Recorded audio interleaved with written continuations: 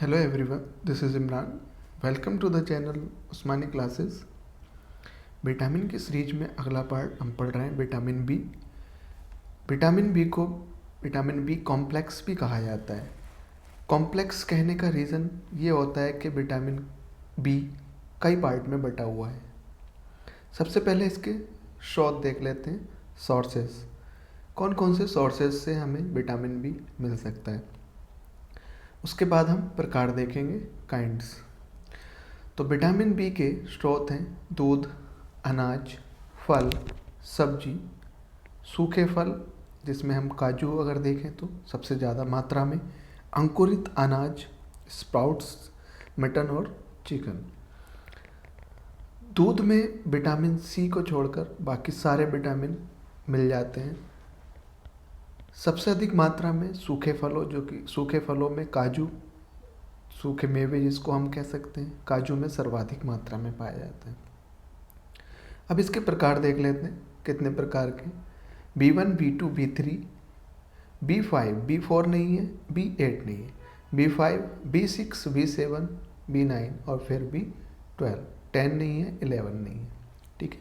B1, B2, B3, B5, B6, B7, B9, B12। अब इनको एक एक करके देखते हैं। सबसे पहले विटामिन B1। B1 का रासायनिक नाम क्या है? B1 का रासायनिक नाम है थायमीन।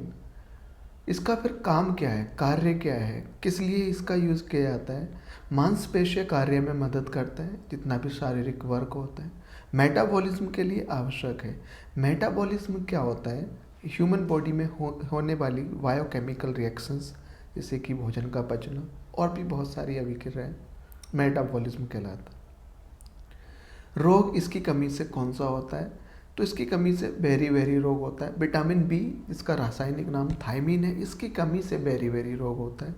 इसमें होता क्या है? भूख का कम लगना और वजन बहुत तेज़ी से घटने लगता है। ये विटामिन B1, जिसका रासायनिक नाम थायमीन है, और इसकी कमी से होने वाला रोग बेरी। उसके बाद आता है विटामिन B2। इससे पहले एक और बात जान लेते हैं विटामिन B2 को पढ़ने से पहले। ये अनाज के छिलके में कभी क्वेश्चन पूछ लिया जाता है, कौन सा विटामिन अनाज के छिलके में B1 पाया जाता है, और चावल को धोने से कौन सा विटामिन नष्ट हो जाता है। तो ये दो इम्पोर्टेंट क्वेश्चन यहाँ से मिल जाते हैं। B1, विटामिन B1 चावल को धोने से नष्ट हो जाता है और अनाज के छिलके में भी पाया जाता है।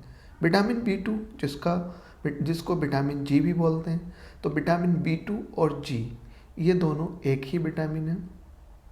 इसका रासायनिक नाम अगर देखा जाए तो राइबोफ्लाविन होता है। विटामिन B2 का रासायनिक नाम राइबोफ्लाविन। अब इसका काम क्या है, किस काम के लिए यूज़ किया जाता है, या इसका कार्य क्या है? चाइल्ड ग्रोथ के लिए आवश्यक होता है और सनलाइट को देखने में मदद करता है।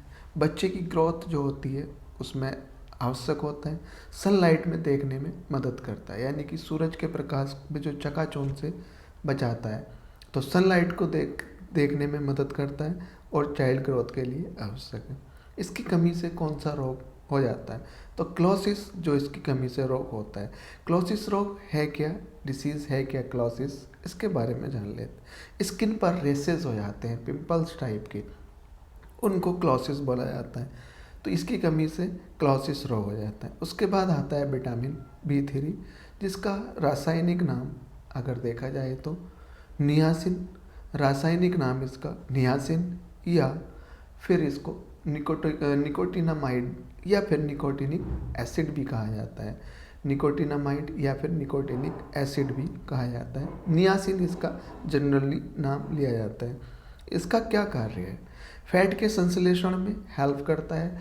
फैट के यानी कि फैट के संश्लेषण में, फॉर्मेशन में, सिंथेसिस करने में हेल्प करता है।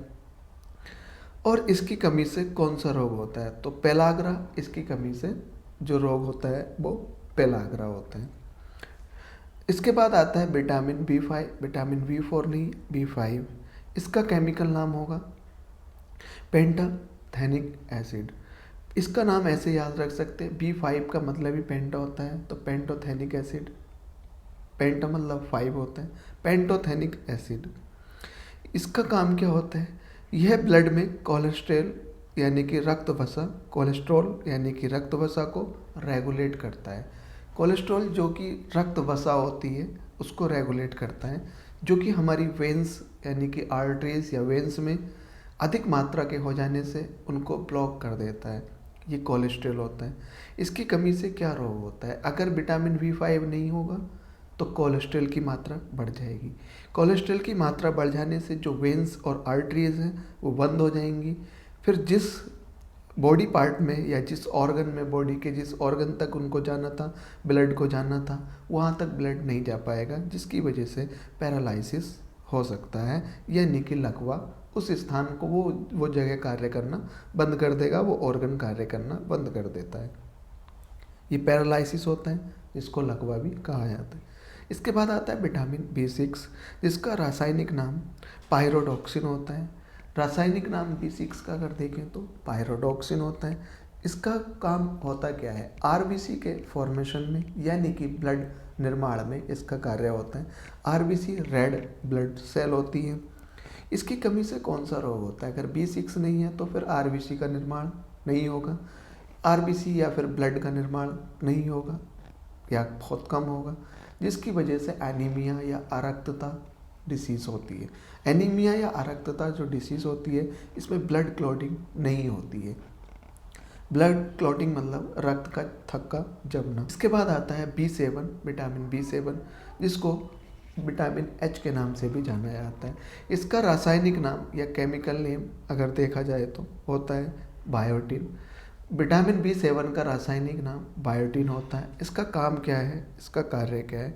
कार्बोहाइड्रेट्स के पाचन में मदद करता है। कार्बोहाइड्रेट्स के पाचन में मदद करता है।